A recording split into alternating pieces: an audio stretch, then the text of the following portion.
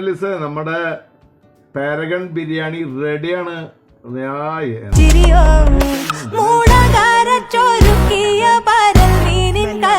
നമുക്ക് ചിക്കൻ വേറെയും റൈസ് വേറെയൊക്കെ മാറ്റിയിട്ട് അങ്ങനെ വേണമെങ്കിൽ നമ്മളിപ്പോ ഇത്ര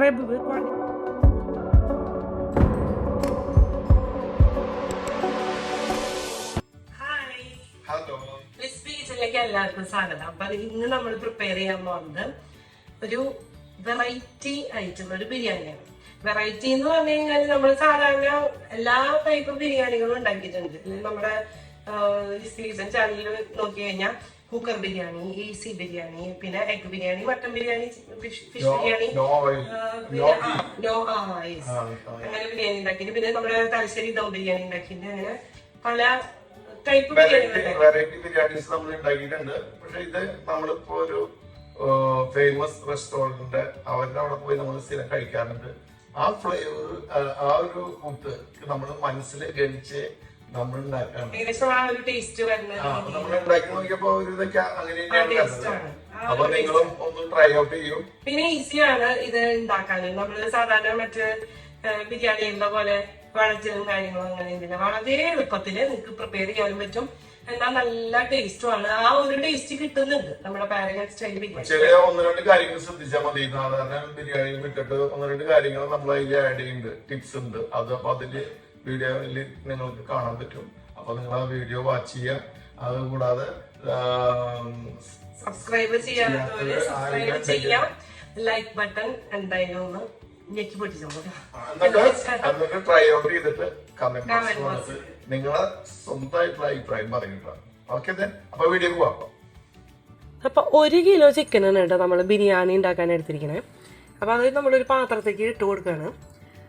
അതില് നമ്മൾ ചിക്കൻ നന്നായി കഴുകി വൃത്തിയാക്കിയിട്ട് അതിൽ കുറച്ച് ഉപ്പും മഞ്ഞളൊക്കെ തിരുമ്പി വെച്ചിട്ടുണ്ട്. ഇനി നമുക്ക് കുറച്ച് മസാലപ്പൊടികളുണ്ട് ഇതിലേക്ക്. അപ്പോൾ ചിലവർ ഇത് പറഞ്ഞ പോലെ മല്ലിപ്പൊടിയും മുളക് പൊടിയും അങ്ങനെയൊന്നും ബിരിയാണിയിൽ യൂസ് ചെയ്യില്ല. പക്ഷെ നമ്മൾ ഈ ഒരു സ്പെഷ്യൽ ബിരിയാണിക്ക് ഇതൊക്കെ ഉപയോഗിക്കുന്നുണ്ട്. നമുക്ക് അതില് മെൻഷൻ ചെയ്യാം, നമുക്ക് ഡിസ്ക്രിപ്ഷനിൽ ഇടാം. ഇനി നമ്മളിവിടെ ഒരു മീഡിയം സൈസുള്ള 3 സവാള, അതുപോലെ തക്കാളി ഒരു 3 എണ്ണം എടുത്തിട്ടുണ്ട്, അത് നുറുക്കിയിട്ടുണ്ട്. മല്ലിയില, പുതിനില, കറിവേപ്പില, അതുപോലെ ഇഞ്ചി ഒരു 2 ഇഞ്ച് കഷ്ണം വലിപ്പമുള്ളത്, ഒരു 2 തുടം വെളുത്തുള്ളി, പിന്നെ ഒരു 5 പച്ചമുളക്. അത് ഞാൻ ചതച്ചെടുക്കുക ചെയ്തേക്കണേ. നന്നായി ചതച്ചെടുത്തിട്ടുണ്ട്. ഇതെല്ലാം കൂടി നമുക്ക് ഇതിലേക്ക് ഇട്ട് കൊടുക്കാം.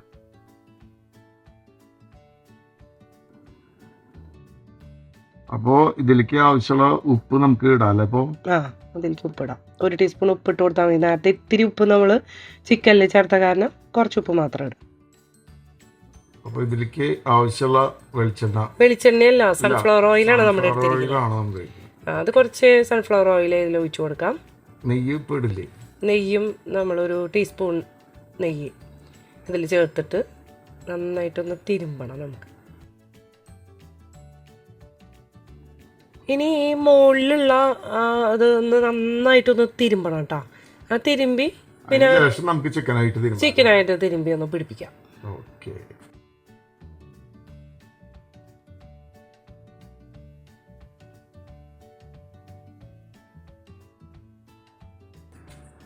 ഇനി ഇത് ഇവിടെ കുറച്ച് നേരം നമുക്ക് റെസ്റ്റ് ചെയ്യാൻ വെക്കാം. ഒരു 10 മിനിറ്റ് റെസ്റ്റ് ചെയ്യാൻ വെക്കാം. നേരത്തെ നമ്മൾ ഉപ്പൊക്കെ തിരുമ്പി അതിൽ പിടിച്ചിട്ടുള്ളത് കൊണ്ട്, അതായത് ചിക്കനിൽ പിടിച്ചിട്ടുള്ളത് കൊണ്ട്, അല്ലെങ്കിൽ ഒരു അരമണിക്കൂർ വെച്ചാൽ നല്ലതാണ്.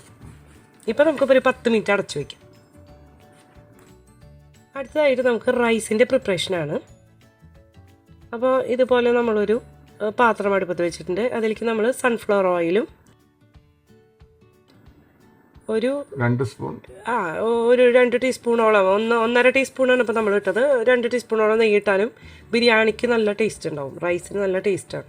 വറുത്തെടുക്കേണ്ട മസാല കൂട്ടൊക്കെ നമുക്ക് പിന്നെ ഡിസ്ക്രിപ്ഷനിൽ കൊടുക്കാം. അതെ, നമുക്ക് എല്ലാവർക്കും അറിയാലോ ബിരിയാണിയിലുള്ള സാധാരണ മസാല തന്നെയാണ്. അതെ, അതെല്ലാം നമ്മൾ ഇട്ട് കൊടുക്കാം.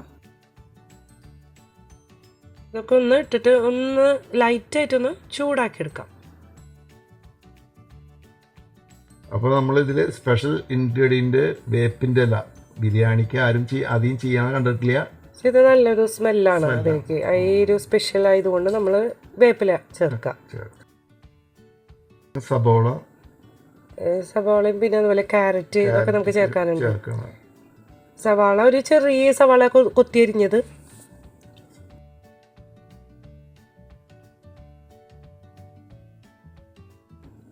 പിന്നെ ക്യാരറ്റ് ഒരു 2 ടേബിൾ സ്പൂൺ മതി. ചെറുതായിട്ട് കുഞ്ഞതായിട്ട് അരിഞ്ഞ ക്യാരറ്റ്, അതും ഒരു സ്പെഷ്യലാട്ടോ. ഒന്ന് നന്നായിട്ടൊന്ന് വഴറ്റി കൊടുക്കാം കേട്ടോ. ഇനി നമ്മൾ ഇവിടെ കൈമരിയാണ്, 2 ഗ്ലാസ് കൈമരിയാണ് നമ്മൾ കഴുകി വൃത്തിയാക്കി വെച്ചിരിക്കുന്നത് കേട്ടോ. വാല വെച്ചിരുന്നതാണ്. ഈ അരി നമുക്ക് ചേർത്തിട്ട് നന്നായി ഒന്ന് ഫ്രൈ ആക്കി കൊടുക്കാം. അപ്പോൾ ഒരു 3 മിനിറ്റൊക്കെ നന്നായി ഫ്രൈ ആവണം.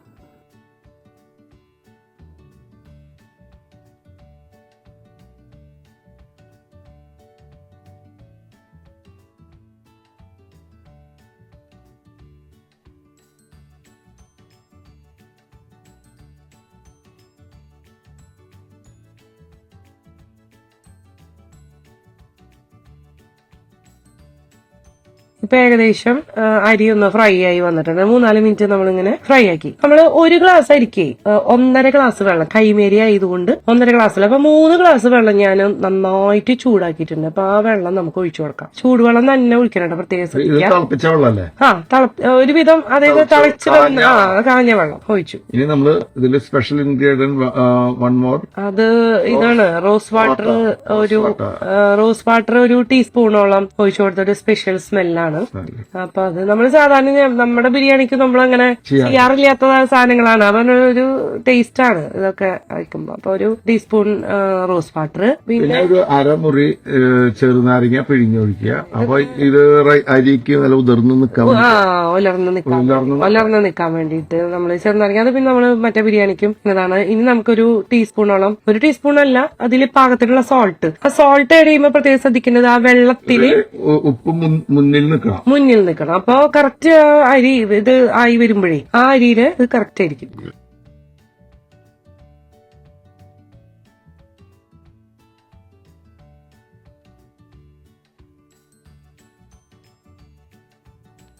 ഇനി ഇതൊന്ന് തിളച്ച് വന്നിട്ട് നമുക്ക് ഫ്ലെയിം ഒന്ന് മീഡിയം ഫ്ലെയിമിലാക്കാം. എന്നിട്ട് ഒന്ന് ലോ ഫ്ലെയിമിൽ വെച്ചിട്ട് അത് കുക്ക് ചെയ്തെടുക്കണം നമുക്ക്. അപ്പോൾ ആദ്യം ഒന്ന് തിളച്ച് വരട്ടെ. അപ്പോൾ ഹൈ ഫ്ലെയിമിൽ വയ്ക്കുമ്പോൾ തിളച്ച് തുടങ്ങിയിട്ടുണ്ട്. നമുക്ക് മൂടി വെച്ചിട്ട് വേവിച്ചെടുക്കാം. ഏകദേശം ഒരു 10 മിനിറ്റോളൊക്കെ വരും വേവാൻ. നമ്മുടെ ചിക്കൻ ഇപ്പൊ ഒരു 10-15 മിനിറ്റ് ആയിട്ട് അവിടെ ഇരിക്കായിരുന്നു. ആള് നല്ല ഇതായിട്ടുണ്ട്. ഇനിയിപ്പോ നമുക്ക് ചിക്കൻ അടുപ്പത്ത് നേരെ വെക്കാണ് നമ്മള്. ആദ്യം ഹൈ ഫ്ലെയിമിൽ വെക്കാം, അത് കഴിഞ്ഞിട്ട് നമുക്ക് ലോ ഫ്ലെയിം ആക്കാം. ഇപ്പൊ ഒരു 2-3 മിനിറ്റ് ആയി ഹൈ ഫ്ലെയിമില്. അപ്പൊ വെള്ളം വന്നു തുടങ്ങി. ഇനി വെള്ളം വരാത്തതൊക്കെ ആണെങ്കിൽ നിങ്ങൾ കുറച്ച് വെള്ളം ഒഴിച്ചോട്ടോ, കുഴപ്പമില്ല. പക്ഷെ ഇതിൽ വെള്ളം വരും. ചിക്കനിന് സാധാരണ തക്കാളി എല്ലാത്തിന്നും വെള്ളം, ചിക്കനിൽ നിന്നും വെള്ളം ഇറങ്ങി വരും. അപ്പൊ അതിന് തീ ഒന്ന് മീഡിയം ടു ലോ ഫ്ലെയിമിൽ വെച്ചിട്ട് നമ്മള് ചിക്കൻ കുക്ക് ചെയ്തെടുക്കാണ്. അങ്ങനെ നമ്മുടെ റൈസ് ഒരു വിധം ഇങ്ങനെ വെള്ളം കംപ്ലീറ്റ് പോയിട്ടില്ല, വറ്റിയിട്ടില്ല, എന്നാലും ഇത് ഇങ്ങനെ ആയിക്കൊണ്ടിരിക്കുകയാണ്. നമ്മൾ ഇടയ്ക്കൊന്ന് ഇളക്കി കൊടുക്കാം, എന്നിട്ട് വീണ്ടും മൂടി വെച്ച് ലോ ഫ്ലെയിമിൽ വെച്ച് അങ്ങനെ വേവിക്കാം.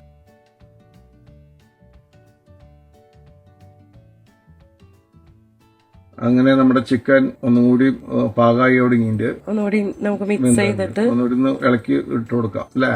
മൂടി വെക്കാം, ഇളക്കി മൂടി വെക്കാം.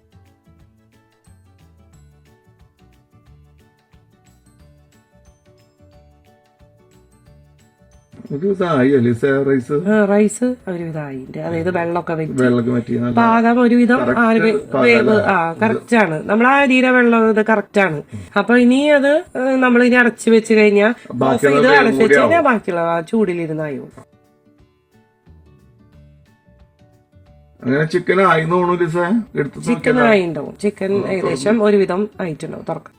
അപ്പൊ ചിക്കൻ ഒരുവിധം നന്നായിട്ട് വെന്തിട്ടുണ്ട്. എന്നാൽ ഉടഞ്ഞു പോകരുത് കേട്ടോ, നമുക്ക് ഇനിയും അത് ദമ്മിടാനുള്ളതാണ്. അപ്പൊ ഇതിന്റെ മുകളിൽ വിട്ടുപോരരുത് ആ ഒരു പാകം. ഇനി നമ്മള് നല്ല സ്മെല്ലല്ലേ അത്, പ്രത്യേക നമ്മളെല്ലാം അതിലെ പുതിനയും എല്ലാം ഇട്ടിട്ടുണ്ട്. അപ്പൊ അതിന്റെ ഒരു സ്മെല്ലും വരുന്നുണ്ട്. ഇനി നമുക്ക് നമ്മുടെ കുക്ക് ചെയ്ത് വെച്ച അരി റൈസ് ഇതിന്റെ മേലെ നമ്മൾ, ഇതിപ്പോ നമ്മള് മുമ്പ് ചെയ്തു വെച്ചു, അതായത് സവാള അതുപോലെ കാണിക്കുന്നത് ബോറാവും നിങ്ങൾക്ക്. നട്ട്സും ഇതൊക്കെ നമ്മൾ നെയ്യില് വറുത്ത് വെച്ചു, സാധാരണ ചെയ്യാറുള്ള കാര്യമില്ല, അത് നമ്മൾ ചെയ്തു വെച്ചോട്ടോ. ഇനി ഇതിപ്പോ നമ്മള് ദമ്മിടാൻ വേണ്ട വളരെ ഈസിയാണ്. നമുക്കിതൊക്കെ പെട്ടെന്ന് ചെയ്യാവുന്ന ഒരു ഈസിയാണെന്ന് മാത്രമല്ല നല്ല ടേസ്റ്റുമാണ്. ഈ സ്മെല്ല് റൈസും ചിക്കന്റെ സ്മെല്ല് വരുമ്പോ നമുക്കറിയാം. റൈസ് തന്നെ കഴിക്കാൻ എന്താ ടേസ്റ്റ് എന്നറിയോ?